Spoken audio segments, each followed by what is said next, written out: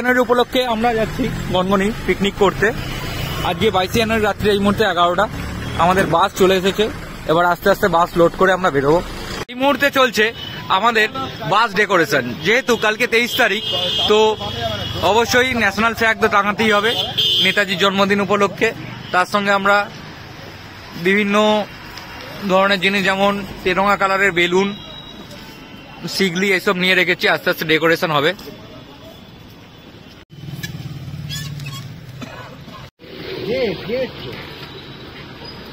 আমাদের বাসের decoration already চলছে। বেশি বড় করলে এই জিনিসটা আসলেই ফাটে বেরোবে, গোল থাকলে কাকু কিন্তু সিংহাসনে বসেছে।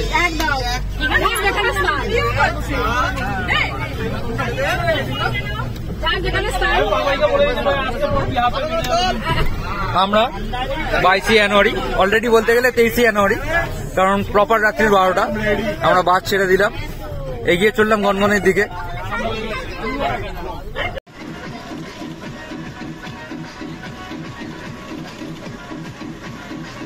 বাসের মধ্যে গান চালিয়ে নাচতে নাচতে আলো জ্বেলে সবাই এগিয়ে চললাম গনগনির দিকে। সকলেই বেশ মজা করছি এই শীতের রাতে।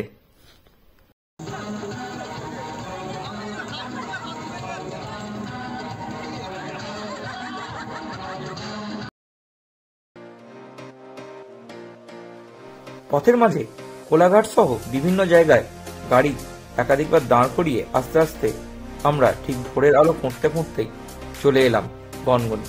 গাড়ি প্রবেশ করলো লাল মাটির রাস্তায়। আসলে মাত্র 190 কিলোমিটার রাস্তা, তাই আমরা যদি একটানা আসতাম ভোরের অনেক আগে পৌঁছে। তাই পথে কোলাঘাট সহ আরো দু এক জায়গায় দাঁড়িয়ে আমরা একটু আস্তে আস্তে এখানে আসি। চলুন দেখা যাক এই গড়বেতায় কি কি আছে, কি জন্য মানুষ এখানে আসেন। গনগনির যে মেইন স্পট, তার আশেপাশে প্রচুর খালি মাঠ রয়েছে। তো আপনি একটা জায়গা দেখে সেইখানে নিজের গাড়ি পার্কিং করে দিন এবং সেখানেই আপনাদের পিকনিক করুন। তবে যেটা মেইন স্পটের গেট, সেখান থেকে একটুখানি এগিয়ে এলে যদি আপনারা গাড়ি পার্কিং করেন খুব সুবিধা হয়, কারণ সেখানে জলের সুবিধাটা অনেক বেশি এবং এখানকার পেয়ান ইউজটা খুব কম ইউজ হয়। এবং মেইন স্পটের গেটের কাছে যে পেয়ান ইউজটি আছে, অতি প্রচন্ড ভিড় হয়, প্রচুর লোক থাকে এবং ওখানে খাবার জলেরও একটা সমস্যা। রবিবারে চিকেনটা খাওয়াতে হবে।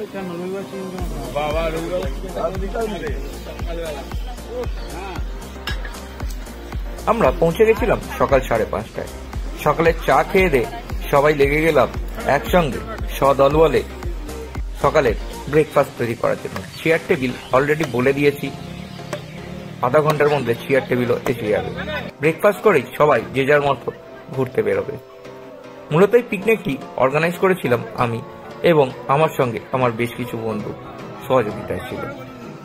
তো সকলের বাড়ির মেম্বাররা মিলে একদম একটা পরিবার হয়ে প্রচন্ড এনজয় করছি। যেহেতু আজকে 23 জানুয়ারি নেতাজির জন্মদিন, সেই উপলক্ষে আমরা আমাদের মতো করে যথাসাধ্য একটা সাজানোর চেষ্টা করেছি এবং নেতাজিকে ভক্তি ভরে আমাদের শ্রদ্ধার্ঘ্য নিবেদন করেছি। এবার চলুন আপনাদের নিয়ে যাই গনগনির মেইন স্পটে। পশ্চিমবঙ্গের দ্য গ্র্যান্ড ক্যানিয়ন নামে খ্যাত এই স্পটটি এবার আপনাদের সামনে তুলে ধরব। দেখবেন কি রূপের বৈচিত্র্য রয়েছে এইখানে। আপনারা যদি বাস নিয়ে বা ছোট গাড়ি নিয়ে আসেন তাহলে এই রেট চার্টটি দেখে নেবেন। এখানে রেট দেওয়া আছে কোন গাড়ির কি রেট। ডান দিকে যেটি রয়েছে এটি ওয়েস্ট বেঙ্গল গভর্নমেন্টের বাংলো এবং এখানে একটি ওয়াচ টাওয়ার রয়েছে। ভেতরে ঢুকতে কোনো প্রবেশ মূল্য লাগে না, তবে বাংলোয় থাকতে গেলে আপনাকে আগে থেকে অনলাইন বুকিং করে যেতে হয়। পার ডে পার রুমের রেট রয়েছে 2000 টাকা। রয়েছে 4টি বাংলো, কিন্তু তার মধ্যে একটি গভর্নমেন্টের নিজস্ব, 3টি ভাড়া দেওয়া হয়। ওয়াচ টাওয়ারে উঠতে কোনো পয়সা লাগে না, কিন্তু 23 জানুয়ারি লোকাল লোকের প্রচুর ভিড় ছিল, তাই ওয়াচ টাওয়ারে আধ ঘন্টা দাঁড়িয়ে থেকেও উঠতে পারিনি। সেই জন্য আমরা ওয়াচ টাওয়ারে আর না গিয়ে এগিয়ে এলাম গনগনির এই গিরিখাত দেখতে।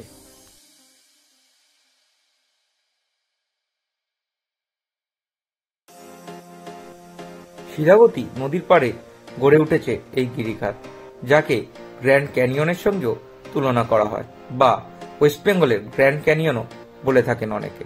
তো শিলাবতী নদীতে শীতকাল বলে জলের পরিমাণ একদমই নেই।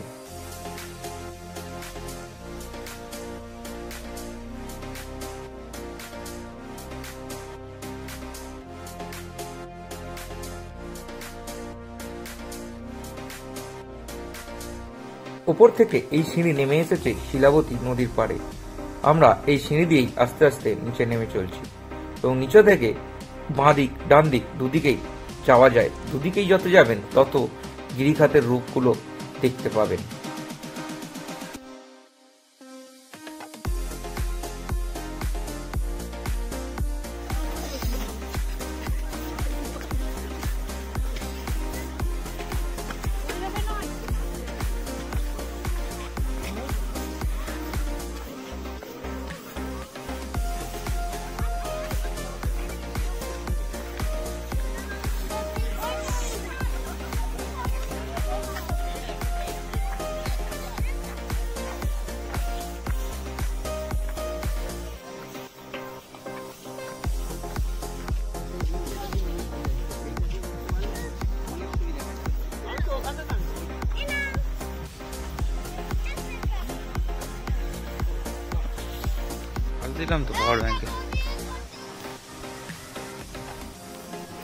আমরা নদীর পাড় ধরে কিছুটা বাঁদিকে এগিয়ে গেলাম যাতে বেটার ভিউটা আমরা এখান থেকে পাই।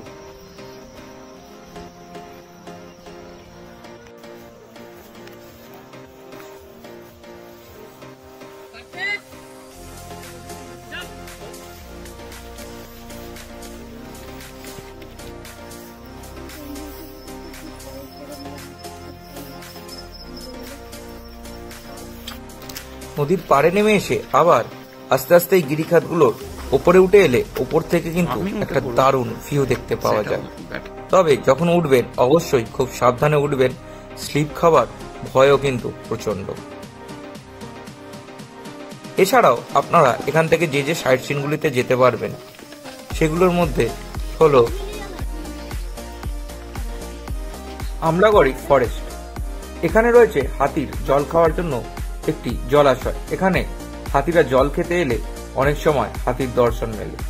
তবে আমাদের ভাগ্যে হাতির দর্শন ছিল না, আমরা শুধুমাত্র হাতির মল এবং পায়ের ছাপ দেখে চলে এসেছি। এছাড়াও এখানে বেশ কিছু আপনারা মন্দির দেখতে পাবেন, যেমন সর্বমঙ্গলা মন্দির, 8টি শিবের মন্দির। এছাড়া একাধিক মন্দির আছে, মাথাপিছু 7 টাকা টোটো ভাড়ার বিনিময়ে আপনাদের সেই সব জায়গাগুলি ঘুরিয়ে দেখায়। কিন্তু আমি যেহেতু ট্রিপটা অর্গানাইজ করেছিলাম তাই কিচেনে আমাকে থাকতে হয়েছিল, বা যেখানে রান্না হচ্ছিল সেখানে থাকতে হয়েছিল সহযোগিতায়। তাই এই ছোট সাইট সিনগুলি আমার পক্ষে আর যাওয়া সম্ভব হয়নি।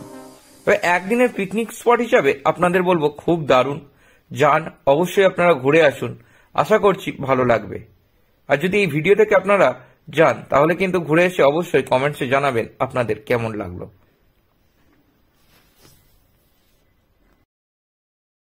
আজকের মতো আমাদের গনগনের এই পর্ব এখানে শেষ করছি।